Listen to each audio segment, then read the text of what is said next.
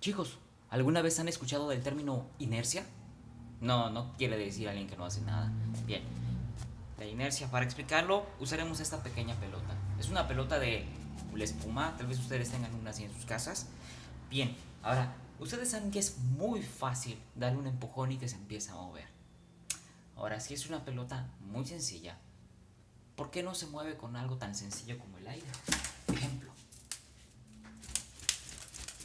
observen que cuando lo abanico con todas las fuerzas, la pelota apenas se vibra. Bueno, eso se debe a la inercia. La inercia también se puede ver cuando la pelota está en movimiento. Debe ser muy fácil pararla. Pero si ponemos un obstáculo muy sencillo, no necesariamente se va a parar. Ejemplo, ¿eh? ¿Por qué la pelota tendió a quedarse en movimiento al soplarla? ¿Y por qué tendió a seguir en movimiento aunque hubiera un obstáculo? Esa es por la inercia. La inercia es la oposición que tienen todos los cuerpos a cambiar su estado, ya sea de reposo o de movimiento rectilíneo. Ahora vamos con la segunda ley de Newton. Para ello, utilizaremos este carrito. Ustedes saben que si le aplicamos una fuerza, el resultado va a ser que el objeto se va a desplazar. Ok, ahora, ese desplazamiento o ese cambio de velocidad, en otras palabras, esa aceleración que presenta el carrito es proporcional a la fuerza. Mientras más fuerza le ponemos, mayor es el cambio de velocidad que presenta el carro. Ahora, hay otro detalle aquí, la masa. Si es más o si es de menor masa, es más fácil moverlo. Pero si nosotros le agregamos un poquito de masa, se necesitará muchísimo más fuerza para que resulte la misma aceleración. La segunda ley de Newton estudia eso. Básicamente dice que cuando una fuerza provoca un cambio en un cuerpo, eh, se produce una aceleración que cambia la velocidad. Ahora, también está la tercera ley de Newton. Se conoce también como ley de acción y reacción. Básicamente dice que cuando una fuerza interactúa con un cuerpo, pues se va a sentir otra fuerza en el sentido contrario. Y un ejemplo es al cargar este objeto que tiene cierta masa. Uno se esfuerza por levantarlo, pero a la vez siente cómo la gravedad lo jala hacia abajo. Otro ejemplo lo podemos ver con estas dos pelotas. Cuando les aplicamos fuerzas en una dirección, o podemos verlo como la acción o la fuerza de acción, tienden a irse a sentido contrario después de chocar. Esa es la reacción. En términos prácticos, estaremos utilizando para este tema la siguiente fórmula. Fuerza es igual a masa por aceleración. Noten las, eh, las letras que se utilizan, cómo se lee y la unidad de medida. En este caso, la unidad de medida para la fuerza es una unidad derivada, es el newton. El newton lo pueden ver ustedes como la composición formada por los kilogramos y la unidad de la aceleración, que es otra unidad derivada, metros por segundo al cuadrado. Cada vez que ustedes vean estos dos componentes, deben ser capaces de identificar que está formando un newton. Ahora, observen este ejemplo. Tenemos aquí tres componentes.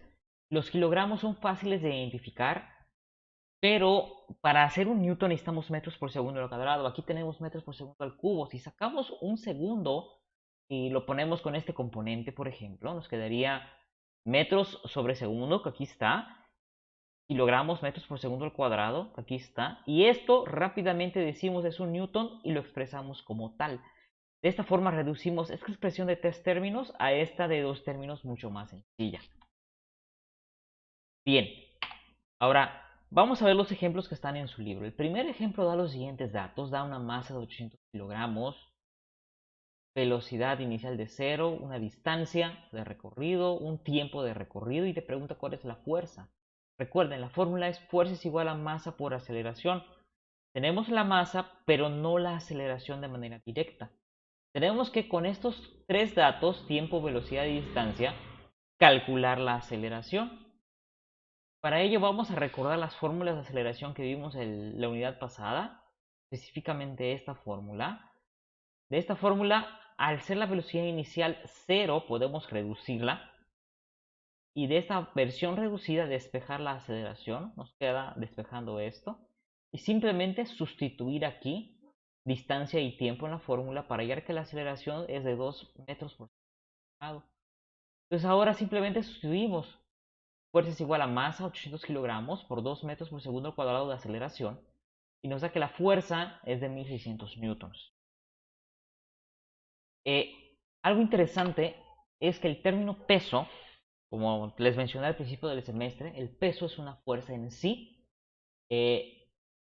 Por ser una fuerza se calcula de la misma forma que acabamos de ver. Es el resultado de la masa de un objeto por la aceleración, pero en este caso, como el peso se refiere a la fuerza que atrae a los cuerpos al centro de la Tierra, pues esa aceleración equivale a la aceleración de la gravedad, ¿sí? 9.81 metros por segundo al cuadrado. O sea, cada vez que le digan calcule el peso es agarrar la masa del objeto y multiplicarlo por la aceleración de la gravedad.